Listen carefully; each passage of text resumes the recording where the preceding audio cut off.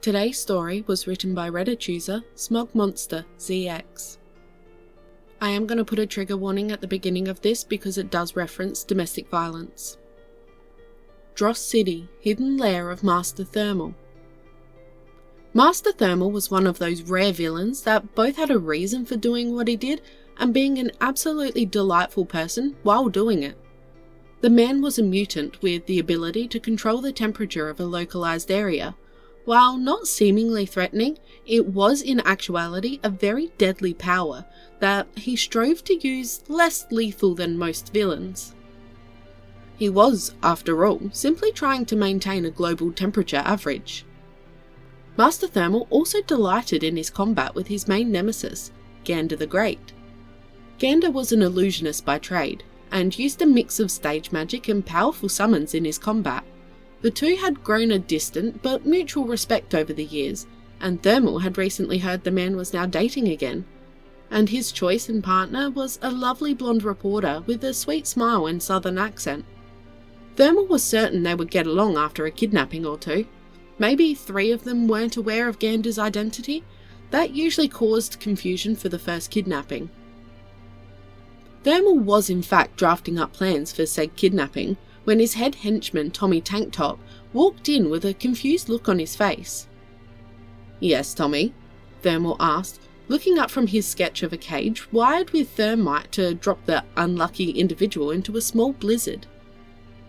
Boss?" Tommy turned to look at the front door. "Gander is, He flailed in the direction of the door. "He just knocked, asked to see you." Thermal blinked in shock for a moment. Then he stood and went to the door. Gander was there all right, standing in civilian clothes with large sunglasses, unsuited to his small frame. Thermal could see the red outline and cut marks of a long finger-nailed hand. He sighed and gestured for Gander to come in. "Tommy, clear my table," Thermal ordered. "Would you like some tea, Gander? Tea, Tommy?" Gander nodded. "Yes, sir." Tommy gave a salute. "And I would." Thermal smiled and led his guest to the kitchen and motioned to a stool. Then he started the tea. "Gerald, what happened?" Thermal asked as he got out a few cups and made sure to address his nemesis by name. "You know how guys our age are raised to never, hit a woman?" Gerald sighed. "Well, I wish they got taught the same." He stood up. "I'm sorry, Mac. I shouldn't have come. I didn't know where else to go." "Sit down, Gerald. You aren't thinking straight. That mark is fresh. Give me your phone." Thermal extended his hand. When Gerald handed him the phone, Thermal merely took a picture of the mark. Gerald sat down again, and Tommy soon joined them and noticed the mark. "Catastrophe get you?" Tommy asked. "I wish. Then I could have at least defended myself." Gerald sighed. "Okay, hit me with the tea." Tommy blinked. "You got that from your girl?" Gerald nodded. "That ain't right. You need to drop her hard and fast." Tommy nodded. Thermal poured the tea and shook his head. "Preferably into a volcano. Women like that are dangerous. Talk to a professional, Gerald.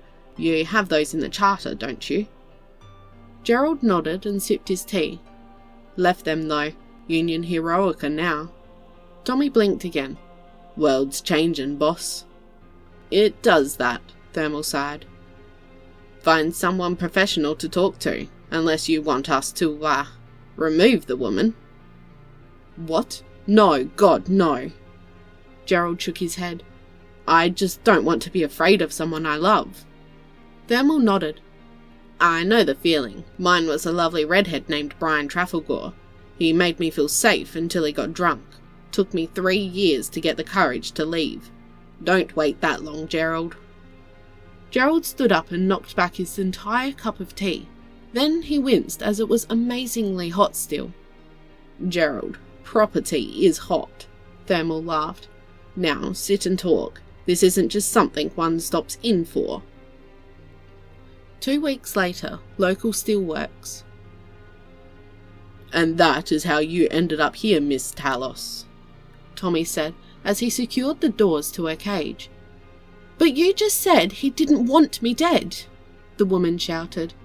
"Of course he doesn't," Master Thermal said with a happy grin. "But I can't tolerate abusers, so we have a lesson plan for today. Not that I expect you to listen. You're more the object of today's lesson." Tommy pulled a crank and the cage began to lower. "At the current speed, it's likely that someone like Chaser or another speedster could save you, but it will still cost you." Thermal tossed his cape into the cage. "For warmth, you're going to need it."